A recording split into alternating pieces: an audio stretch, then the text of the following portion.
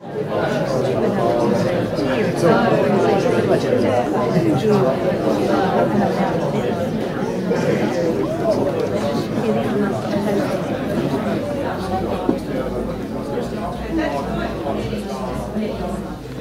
evening, ladies and gentlemen. My name is Tim Dalton, and I'm the chair of the Weston Creek Community Council.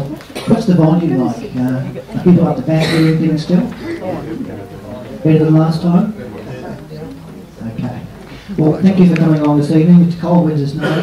What we've got this evening is a group of ACLA people here to give a presentation on the changes that have occurred and their ongoing changes.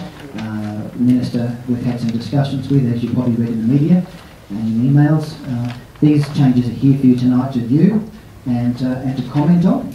So we've got a projection screen here, and hopefully things will be fairly clear for you. There's also another map up here after the interval, which we'll have.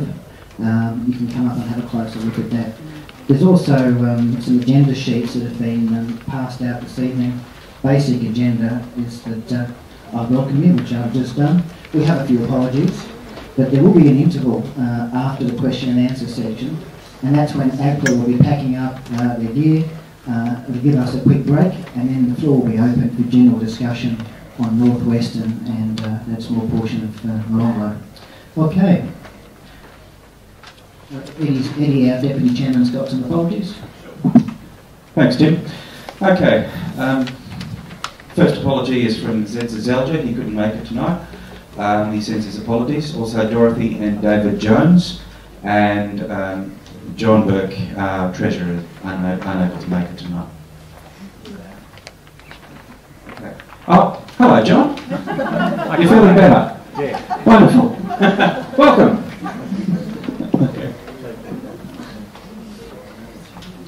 Okay, well, what we're going to do now basically is start off. ACLA, I think the plan tonight is to go through the presentation. There might be some points where we can do some questions and answers. We want it to be a workable, useful evening for people. And then we're going to have our sort of bulk question and answer session at the end. We're mindful that we do want to try and get through this material this evening. There will be other opportunities. We might be able to put up a display at the community centre, for instance, where people can have a close look at things as well. So I'm going to pass across to ACLA. Who's going to speak first? Paul? This is Paul from ACLA.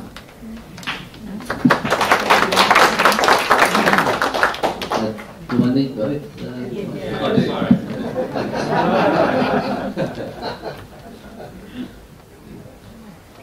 Hi, my name's Paul Lewis. I'm with the Aston Planning Land Authority, and I'm part of the team that's working with the government to do the forward planning for Molonglo. Just as a little bit of background, the government, through its spatial plan in 2004, identified Molonglo as an area for investigation for future urban development for the ACT, and that was to identify those areas to make Canberra, in terms of sustainability, a more compact city in broad terms for transport, employment, residential, a whole range of features in terms of cities. What I'm going to do now, so I'm just glossed over about 4 years worth of planning, but I understand there was a meeting here about 3 or 4 weeks ago, and there was a large number of people that expressed a range of concerns. We've had several meetings with Tim from the Weston Creek Community Council and other representatives of the Baha'i community, the Sikh community, the Irana School, over that time, both individually and with the Minister for Planning. And so what I'm going to present tonight is the results of those conversations, which you can form a view about. We're here just to let you know where that's up to. Ultimately, there will be a discussion with the Minister about where we've got to, whether he agrees with us or not. So the Minister's out there, we're seeing whether we've picked up enough of what the community has said, or and agree with what our interpretation of what the community has said, and other parts of the industry and the community have said. So with that sort of limited background, I'll continue. Thanks. Thanks, Bruce. Is it possible to raise it up a bit? Yes, okay. That's acceptable. And Bruce Fraser from the Planning Authority is here with me as well as my executive director, Jackie Lavis, is with me as well. They'll chime in when I go off the path.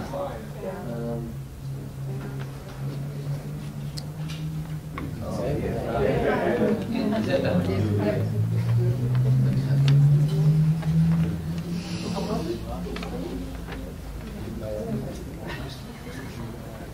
So just to give a bit of context to where we are, here is North Weston. There's Cotter Road.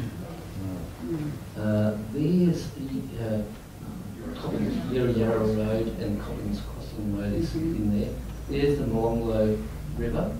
There's the Defence Services College, Arana in here, and Sigma Bar High in here. And here is the CIT Arboretum. What I was proposing to do was go from south to north, and just go through where, in no particular order, just in bottom to top order in terms of the outcomes that we've got to with the conversations that we've had over the last 6 weeks. Does that sound like a reasonable way to go forward? Unless there's something in particular that you'd like me to focus on straight away. Okay, well here we have existing residential area in Weston, Hyacinth Street. The intention for this precinct is to, we'll start with the CIT, sorry, I'm in the way of some people, is with regards to the CIT, what we've gone in and is identified the significant tree vegetation out there. We've identified that for retention. The government's said that it would identify retain the arboretum, significant vegetation there. So we've gone through and identified the significant vegetation there. What we've also identified is that there's a nice creek corridor, a creek wetland that runs through, and we've identified that for retention also. In terms of the residential interface along Hyacinth Street, this site here is the Australian Federal Police site. It's got its own lessee who's got some intentions for aged persons accommodation on that site. What we've indicated that we'd like along that interface with the existing residents is to have compatible housing on the other side of the road. So that would be the same sort of spacing that's on this side of the road between houses, would be the same sort of spacing on that side of the road, same sort of scale, 1 or 2 story houses, and the same sort of scale of houses in there. So that would be compatible housing here. Retain the arboretum, the CIT arboretum, and its creek wetland through there. And down here, as you go further down, there's some existing vegetation along the road which we think is significant and worth retaining. So we've pushed back the residential from there. So there's what you'd normally get from one side of the street will be extended by another 20 or 30 metres to retain those significant trees and provide a further buffer between Hyacinth Street north and south. Going a little bit further north. On the Arboretum, what you highlight as the Arboretum is actually the woodland garden, and what you're actually taking out is the Arboretum. You were to look at the map of what's classified as what, where you add part of the road and the suburb there or housing, we're talking about significant tree planting. When you look at the site and you see that some areas are being designed, like trees on a shelf, but finally these type of those. And the area you may be retaining is like a garden. So when I hear this, we retain the Arboretum, that's a bit of a false statement. You're retaining part of the woodlands garden, but half of the Arboretum you're actually taking out. The question was, the statement is that we're taking out, we've identified some significant vegetation on the CIT Arboretum, but we haven't retained other significant pockets